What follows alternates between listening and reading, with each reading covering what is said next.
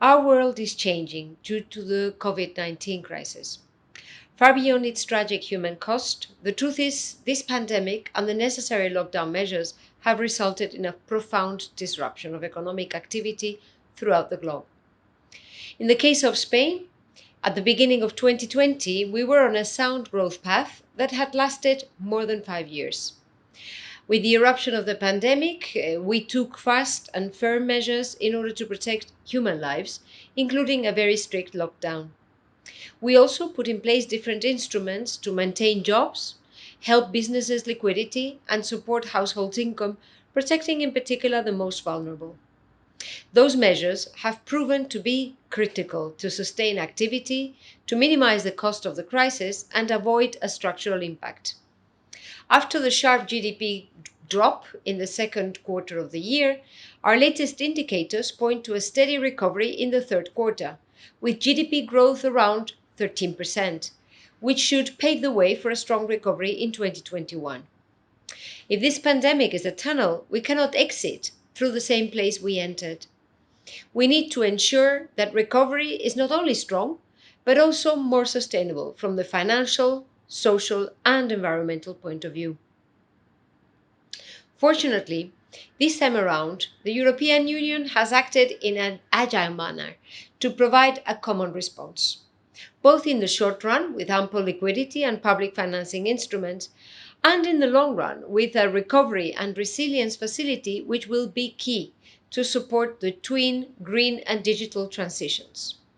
As you know, Europe and its member states have decided on an extremely powerful recovery package, which would add 2 to 3 percentage points to GDP growth in Spain already in 2021, thanks to the future-oriented reforms and investment supported by this new fund. This would be on top of the already strong rebound forecasted for our country for next year and lead to strong job creation. Maybe more importantly, these investments would support a deep transformation of our productive system and address the structural reforms that are long overdue. The president of the Spanish government presented just last week our national recovery plan based on four main pillars: the green transition, digital transformation, social and territorial cohesion, and closing the gender gap. The plan sets in place an ambitious agenda of investments and structural reforms amounting to around 72 billion euros in the 2021 to 2023 period, with 37% of the foreseen investment devoted to the green transition, with targeted large-scale interventions and projects to achieve our ambitious decarbonization goals of zero emissions by 2050.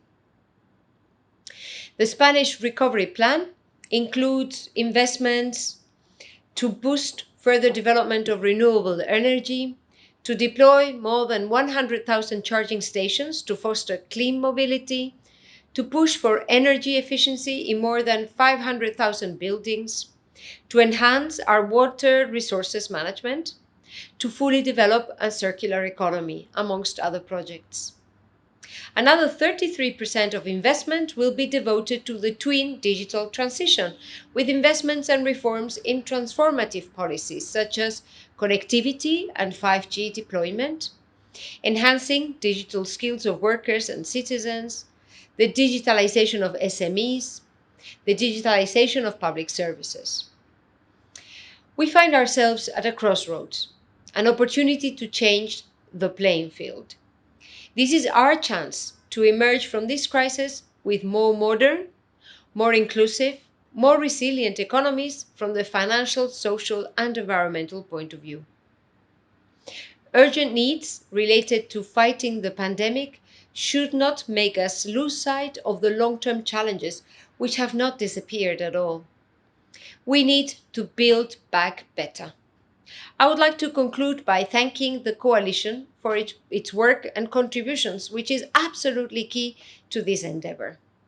We are making progress in mainstreaming climate change into economic policy, but much remains to be done.